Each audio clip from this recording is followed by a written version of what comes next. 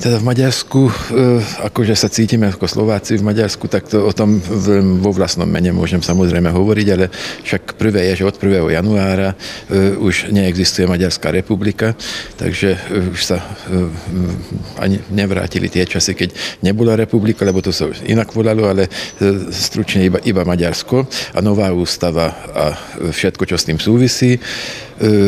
Plno nových zákonov, ktoré sme spočiatku ešte koncom minulého roka, keď boli prijaté, tak sme veľmi nemali často preštudovať. Teraz sa ako tak už zobudzame. Prešlo niekoľko mesiacov a už dokonca aj celoštátna slovenská samospráva usporiadala konferenciu na túto tému, teda že ako ovplyvní celková situácia, najmä tieto nové zákony, ako aj základný zákon, teda ústava maďarská, postavenie menšín, ktoré už ani sa nevolajú menšinami, už podľa národnostného zákona musíme hovoriť o národnostiach a nie o národnostných menšinách, alebo o národných menšinách, dokonca ako to bolo donedávna. Všeličo vyplýva z tých nových zákonov. Niektorým detailným otázkam by sme sa mohli aj tešiť. Napríklad, že tam, kde dosiahne počet obyvateľstva 10-20%, tak majú naozaj pomerne silné práva príslušníci národnosti. Ale zase celkovo, keď pomyslíme na to, že školský zákon, ktorému budeme ďakovať to, že zoštátnia nám zase školy, teda doteraz patrili, aspoň u nás v Maďarsku, samosprávam, obecným mestským samosprávam, teraz štát to bere k sebe.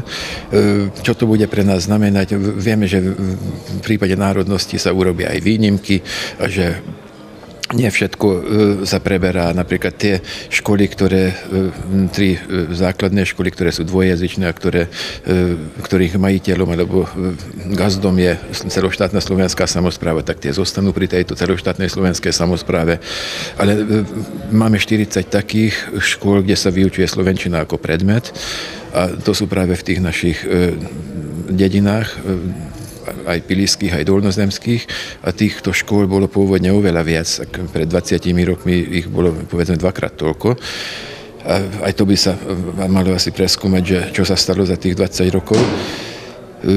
Prečo sa stráca slovenčina z týchto škôl, kde už pomaly vymierajú aj učitelia. Nevidíme veľmi, kto tu bude o 10-20 rokov ešte po slovensky vyučovať v Maďarsku, ak nehostujúci učitelia.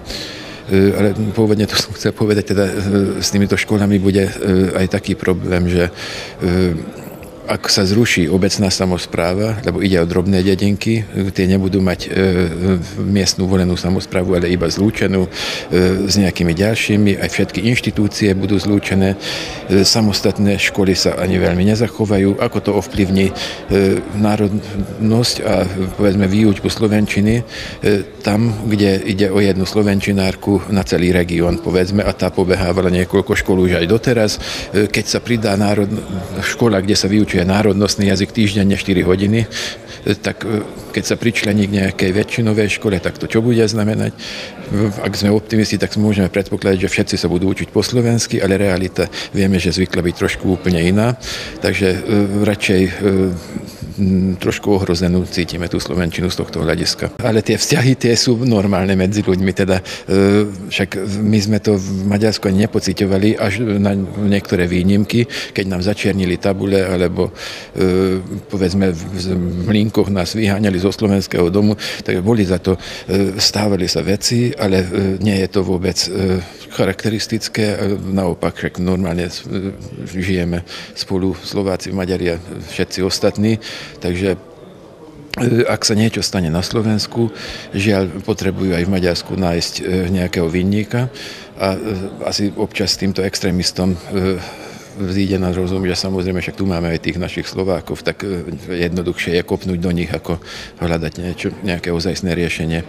Ale v poslednom čase našťastie nič také sa nám aspoň tak cítim, že nehrozí. Ani sa nestalo v poslednom roku, pol druhá, na čo sa takto pamätám, že by nám zase začierňovali tie tabule alebo odkazovali na verejných budovách, že sme slovenskí fašisti a podobne.